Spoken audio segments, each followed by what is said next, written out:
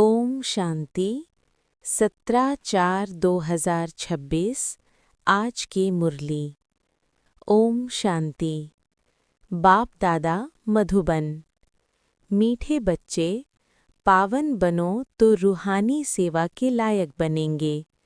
देही अभिमानी बच्चे रूहानी यात्रा पर रहेंगे और दूसरों को भी यही यात्रा कराएंगे।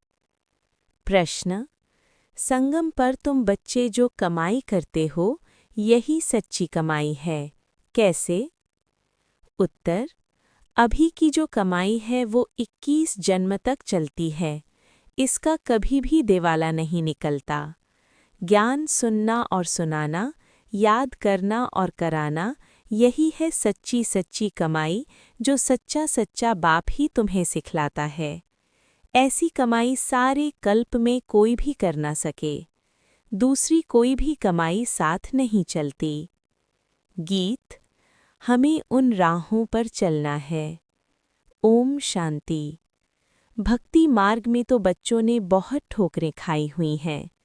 भक्ति मार्ग में बहुत ही भावना से यात्रा करने जाते हैं, रामायण आदि सुनते हैं, ऐसे प्रेम से बैठ कहानियाँ सुनते हैं जो रोना भी आ जाता है। हमारे भगवान की सीता भगवती को रावण डाकू ले गया, फिर सुनने समय बैठ रोते हैं। यह सब दंत कथाएं, जिससे फ़ायदा कुछ भी नहीं। पुकारते भी हैं, हे पतित पावन आओ, आकर हम दुखी आत्माओं को सुखी बनाओ। ये नहीं समझते कि आत्मा दुखी होती है, क्योंकि वो तो आत्मा को निर्लेप कह देते हैं। समझते हैं आत्मा सुख दुख से न्यारी है। ये क्यों कहते हैं?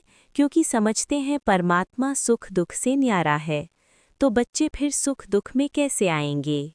इन सब बातों को अब बच्चों ने समझा है। इस ज्ञान मार्ग में भी कभी ग्रहचारी बैठती है, कभी कुछ होता है, कभी प्रफुल्लित रहते, कभी मुरझाया हुआ चेहरा रहता है। ये होती है माया से लड़ाई। माया पर ही जीत पानी है। जब बेहोश होते हैं तब संजीवनी बूटी दी जाती है। मन मना भव। भक्ति मार्ग में चहचटा बहुत है।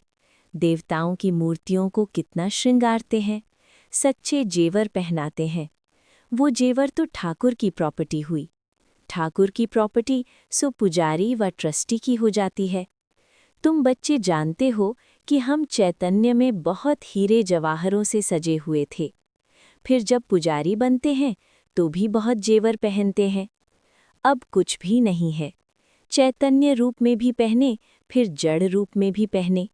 अब नो जेवर, बिल्कुल साधारण है। बात कहते हैं, मैं साधारण तन में आता हूँ। कोई राजाई आदि की ठाट बाट नहीं है। सन्यासियों के भी बहुत ठाट बाट होते हैं। अभी तुम समझ गए हो बरोबर सतयुग में कैसे हम आत्माएं पवित्र थीं। शरीर भी हमारे पवित्र थे। उन्हों का श्रृंगार भी बहुत अच्छा रहता है। कोई खूबसूरत होते हैं तो उनको श्रृंगार का भी शौक रहता है। तुम भी खूबसूरत थे तो बहुत अच्छे अच्छे जेवर पहनते थे, हीरों के बड़े हार आदि पहनते थे। यहाँ हर चीज़ सांवरी है। देखो, गौएं भी सांवरी होती गई हैं। बाबा जब श्रीनाथ द्वारे गया था तो बहुत अच्छी गौएं थीं। श्री कृष्ण की गौएं बहुत अच्छी दिखाते हैं। यहाँ तो देखो, कोई कैसे हैं, क्योंकि कलयुग है। ऐसी गौएं वहाँ होती नहीं। तुम बच्चे विश्व के मालिक बनते हो। तुम्हारी सजावट भी वहाँ ऐसी सुंदर रहती है। विचार करो, गौएं तो ज़रूर होनी चाहिए। वहाँ की गौओं का गोबर भी कैसा होता होगा, कितनी ताकत होगी। ज़मीन को खाद चाहिए ना, खाद डाली जाती है तो अच्छा अनाज पैदा होता है। वहाँ सब चीज़ें अच्छी ताकत वाली होती हैं। यहाँ तो कोई चीज़ में ताकत नहीं है। हर एक चीज़ बिल्कुल ही पावरलेस हो गई है। बच्चियाँ सूक्ष्म वतन में जाती थीं, कितने अच्छे अच्छे बड़े फल खाती थीं, शुभी रस आदि पीती थीं। ये सब साक्षात्कार कराते थे। माली वहाँ कैसे फल आदि काट कर देते हैं।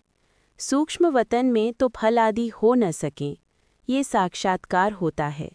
वैकुंठ तो फिर भी यहाँ होगा ना।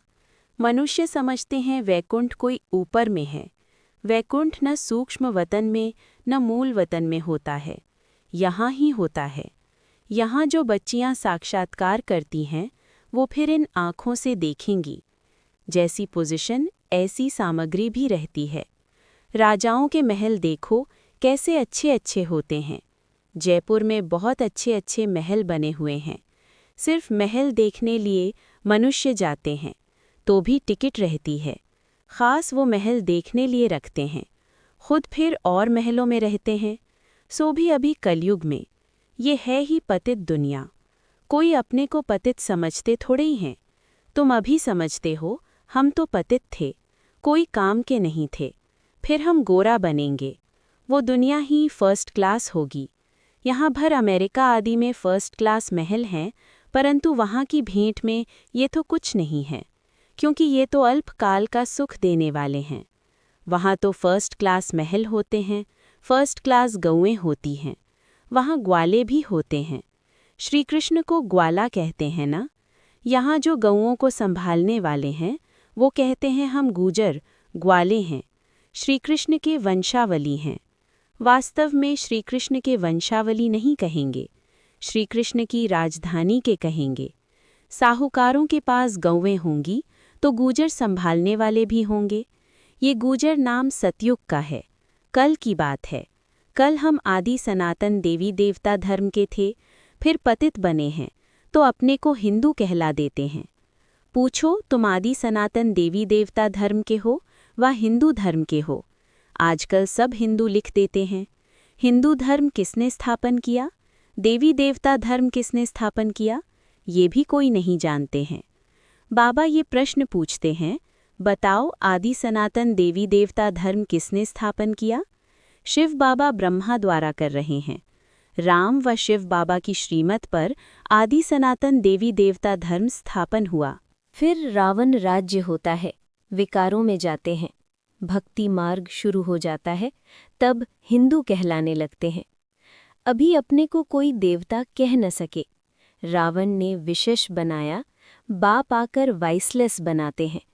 तुम ईश्वरीय मत से देवता बनते हो, बाप ही आकर तुम ब्राह्मणों को देवता बनाते हैं।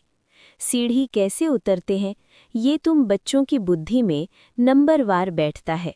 तुम जानते हो और सभी मनुष्य आसुरी मत पर चल रहे हैं और तुम ईश्वरीय मत पर चल रहे हो।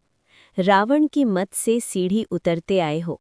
84 जन्मों के बाद फिर पहला नंबर जन्म होगा। ईश्वरीय बुद्धि से तुम सारी सृष्टि के आदि मध्य अंत को जान जाते हो। ये तुम्हारा जीवन बहुत अमूल्य है, इनकी बहादुरी है। जबकि बाप आकर हमको इतना पावन बनाते हैं, हम रूहानी सेवा के लायक बनते हैं। वो है जिस्मानी सोशल वर्कर जो देह अभिमान में रहते हैं। तुम देही अभिमानी हो, आत्माओं को रूहानी यात्रा पर ले जाते हो। बाप समझाते हैं तुम सतो प्रधान थे, अभी तमो प्रधान बने हो। सतो प्रधान को पावन, तमो प्रधान को पतित कहा जाता है। आत्मा में ही खाद पड़ी है, आत्मा को ही सतो प्रधान बनाना है। जितना याद में रहेंगे उतना पवित्र बनेंगे, नहीं तो कम पवित्र बनेंगे। पापों का बोझा सिर पर रह जाएगा। आत्माएं तो सभी पवित्र होती हैं, फिर हरेक का पाठ अलग है। सबका एक जैसा पाठ हो न सके। सबसे ऊंच बाबा का पाठ, फिर ब्रह्मा सरस्वती का कितना पाठ है। जो स्थापना करता है वही पालना भी करता है।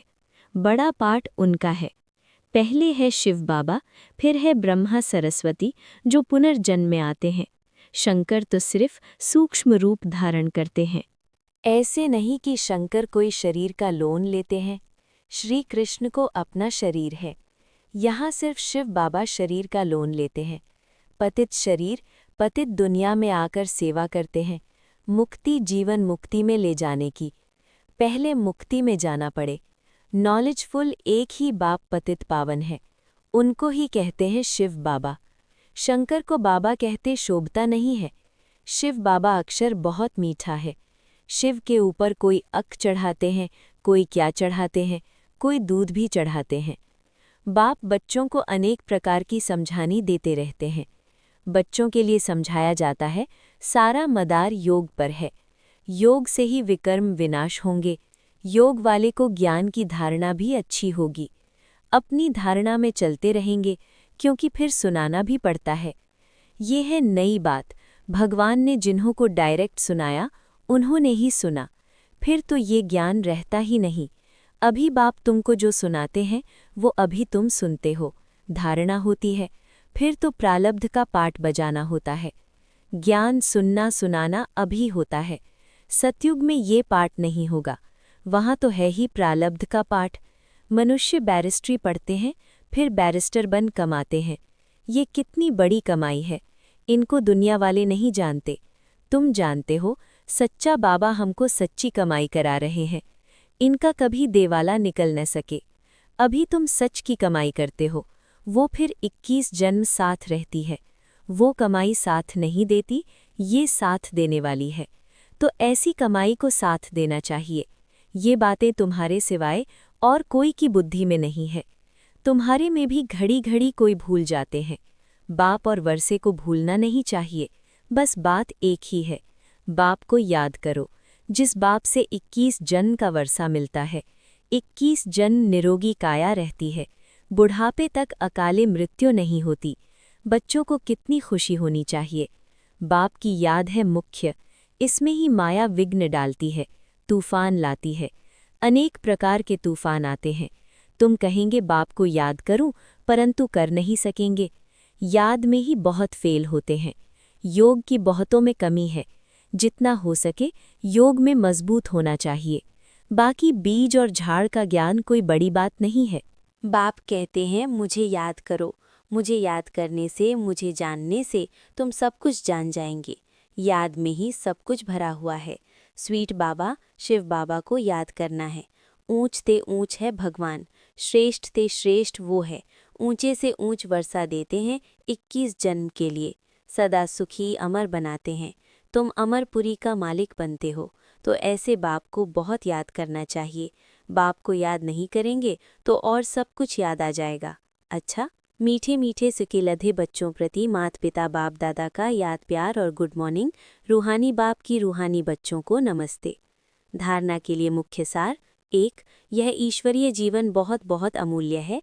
इस जीवन में आत्मा और शरीर दोनों को पावन बनाना है। रूहानी यात्रा में रहकर दूसरों को यही यात्रा सिखानी है। 2.